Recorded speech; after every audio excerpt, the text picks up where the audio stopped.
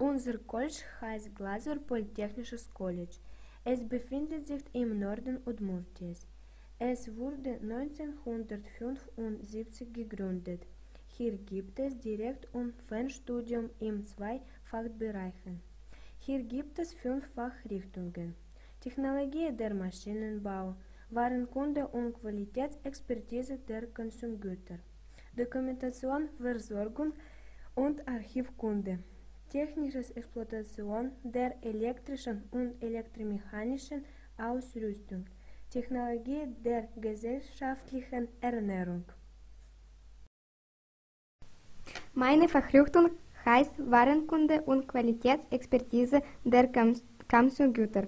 Das Studium dauert 2 Jahre, 10 Monate nach dem 9. Schuljahr. Wir studieren verschiedene Fächer: Statistik, Ökonomik, Kommerz, Buchhaltung.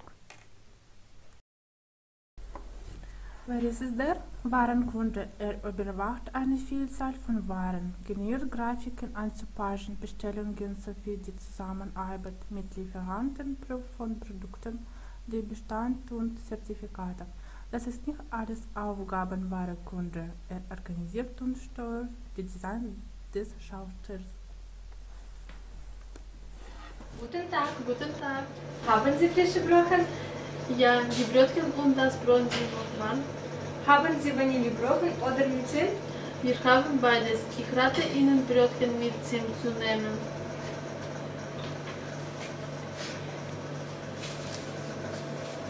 Danke. Ist Räucherwurst da?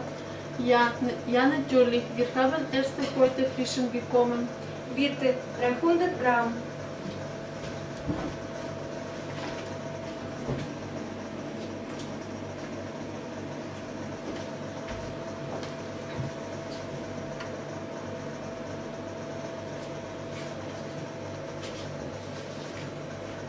Was können Sie noch empfehlen? Brauchen Sie Milch? Sie ist auch frisch. Eine Tüte Milch, bitte.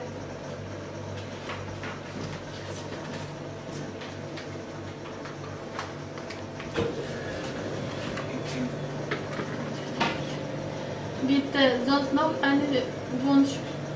Danke, was habe ich zu zahlen? 200 Rubel. Vielen Dank. Auf Wiedersehen. Auf Wiedersehen.